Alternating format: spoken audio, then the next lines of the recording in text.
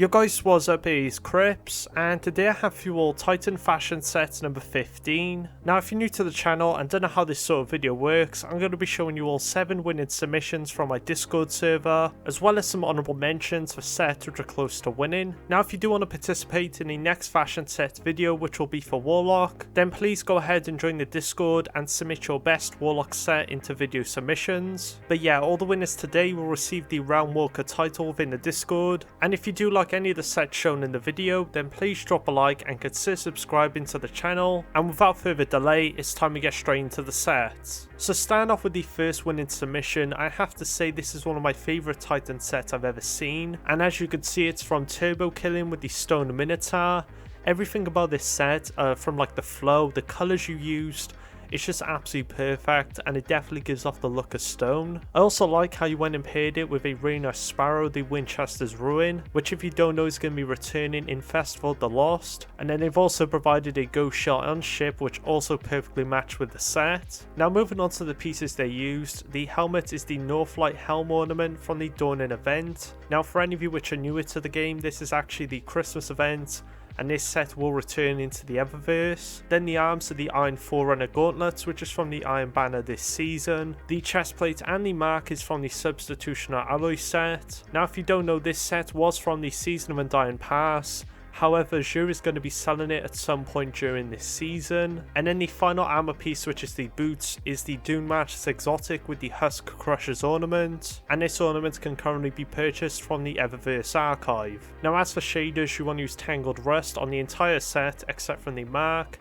And then on the mark you want to use Biolume. Now I believe Tangled Rust is still no longer obtainable, however Biolume can sometimes be sold in the Brighter store. So yeah, they are pretty much all the pieces and shaders used in the set. Some very unique pieces. I actually love the combo between the Iron Forerunner arms and also the Northlight helmet. And then there's also the use of Tangled Rust, which I didn't think would work so well in this sort of look. Now if you didn't get Tangled Rust, I could see Lawful Neutral somewhat working in this set. But yeah, I would love to hear what you all think of it in the comments below.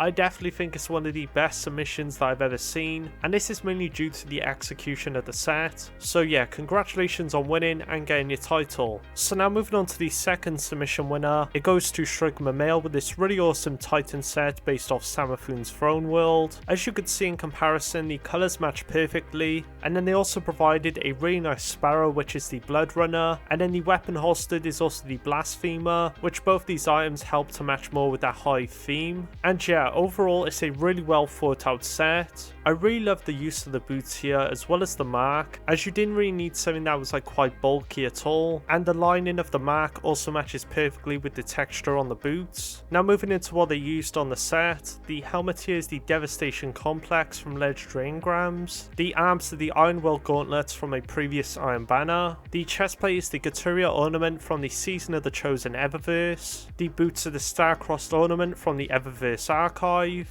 and then the mark is the Finale's Iron Mark from the Year 1 Iron Banner. Then as for shaders, you want to use Nessus Mirage on the helmet, arms and boots, and then Dawning Warmth on the chestplate and also the mark. Now you can get the Nessus Mirage shader from Nessus packages, and then as for Dawning Warmth, this is from the Dawning event. Now I must say that I had no idea the Nessus Mirage would look so good in this sort of set, and I could definitely see myself using this shader in the future if I make a Witch Queen set. So yeah, like always Shrigma, you've done an absolutely awesome job on this set, so congratulations on winning and getting a new title. So now moving on to the third submission winner, it goes to ShinnyMetal with the Omolon Strike Force. Now this for me is my favourite No Blacker Plan set since the exotic came out. I just love the idea you went with, basing it off Omolon, and then also matching the weapons and also the ship to go with the theme. And it was a great choice going with the Blacklight Razor Sparrow, as it does have this really nice blue hologram which matches with the holograms coming off the arms. But yeah, as for the pieces they used, the helmet is the Devastation Complex from Legendary Engrams, the arms are the No Blacker Plans exotic from Legend of Master Lost Sectors, the chestplate is the Future Facing Plate ornament from the Eververse archive, the boots are the Exodus Downgreaves from Nessus packages, and then the mark is the Kairos Function mark, which is from Mercury packages.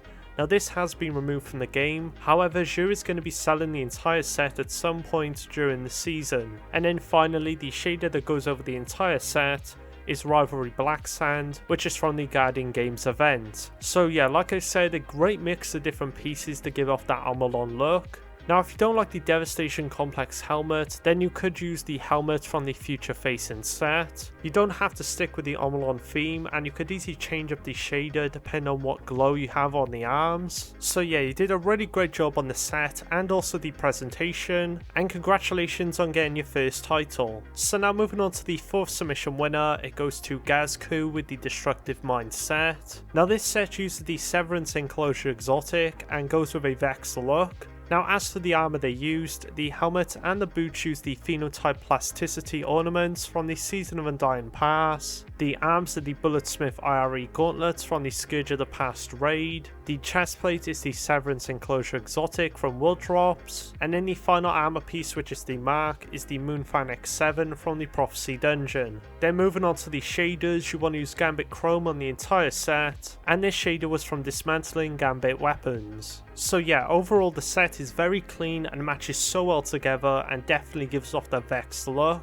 The only issue with the set is that it isn't very accessible, as the helmet and the boots ornament were from a previous season, and also the arms are from the Scourge of the Past raid, which was removed from the game, but we could possibly see the raid return with all the pieces in the future. So yeah, just let me know what you think of this set in the comments below, and congratulations GazKew on getting your title. Then moving on to the 5th submission winner, it goes to Eunoxi. As you could see, they made a really clean female titan with the Dune Marches exotic. Now what really makes the set stand out is the shader they used, which is Silver Tactical, and this shader basically creates a really clean gold and silver throughout all the pieces in the set. And another great thing about the shader here is that it shaders the straps on the chestplate a slight green, which helps the arms to match better with the set, as if you didn't know, the straps on the arms cannot shader. So now moving on to the pieces they used, the helmet and chestplate are from the Pathfinder set. Then as for the arms, they used the Iron Will gauntlets, which are from a previous Iron Banner. The boots are the Dune Marches exotic with the Hipwada ornament, and then the mark is the Starcross mark, which is from the Eververse archive. Now as for shaders, you want to use Silver Tactical on the whole set except from the mark. And then as for the mark, you want to use Skelegal. Now unfortunately, Silver Tactical is no longer obtainable, as it was from the Season of the Worthy Pass. And then as for Skelegal, this is from the Festival of the Lost events, which will be returning soon. So yeah, that's pretty much the entire set. Now I do want to give an alternative shader, as I know some of you may not have Silver Tactical, and that would be Warbrick, which can drop from Eververse engrams and could sometimes be sold in the Bright Dust store. Now although this shader does not create a gold look, I still think is a great alternative for any of you looking for a good silver. But yeah, congratulations Eunoxi on winning and getting your first title. So now we're going to be getting into the final few submissions, with the next Discord winner going to the vendor. And as you could see, based off the aquatic look, they've named the set The Deep.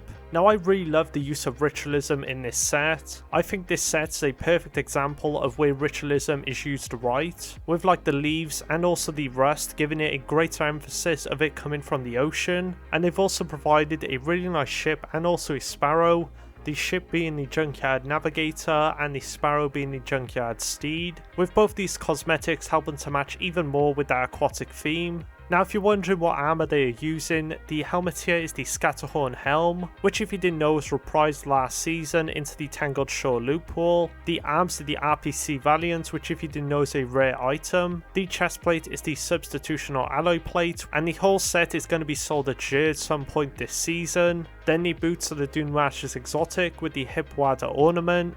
And then finally the mark is the Iron Forerunner mark, which is from this season's Iron Banner. Now as for the shaders, you want to just use Ritualism on the entire set, and this shader was from the Season of the Splicer Pass. So yeah, that's pretty much the entire set. I absolutely love the look you went with, and it perfectly matches the aquatic theme. And there are some smaller details in the set that I really like, with the parts of the mark here serving as barnacles, and then also the leaves on the back as well as the moss and rusting to help make it look like it's been submerged underwater. So yeah, you've done an absolutely incredible job on both the set as well as the presentation, and congratulations vendor on getting your first title. Now like always, before I get into the final submission winner, I do want to give some honourable mentions to sets which are close to winning, with this first mention going to Owen Pappy with Torah Battle's Chosen Paladin. Overall a really nice use of the mask here, as well as to Studo to create a really nice gold look. Then the next mention goes to Indy with the Bloody Menace. Overall a very nice red set for the Titan and some great presentation as well. Then we have LB with the Omolon Monochrome. Now this set was in comparison to ShinnyMetal, which I personally think matched the Omolon theme better. Then we also have Broadsword with the Beetle King Titan.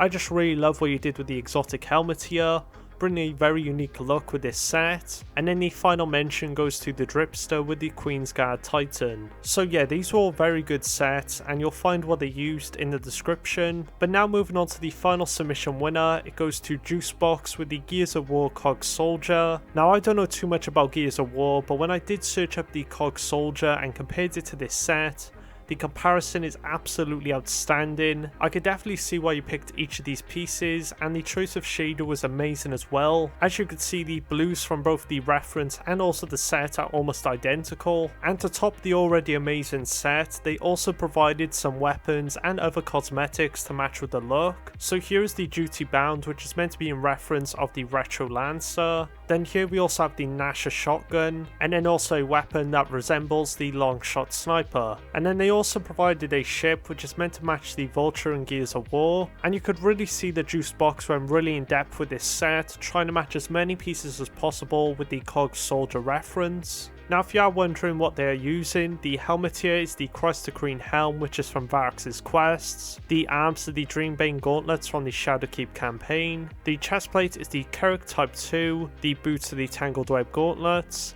and then the mark is the Prodigal Mark. Now the chest, boots and mark all drop from legendary engrams. And then finally the shader that goes over the entire set is Darkwater Froth, which is from the Season of the Worthy Pass. So yeah, just let me know what you think of this set in the comments below. Congratulations again on winning Juicebox. You did win the Hunter submissions, so congrats on winning the Titan submissions as well this season. And yeah, they were pretty much all the Titan sets I wanted to show you all in this video. Now go ahead and comment down below which set is your favourite. And if you did like any of the sets, then please drop a like on the video and consider subscribing to the channel, as we are almost at 30,000 subscribers. And yeah, if you do want to participate in the next fashion set video, which will be for Warlock, then go ahead and join the Discord server and submit your best Warlock sets into video submissions. And yeah, thank you all so much for watching, stay safe, and I'll see you all in the next video.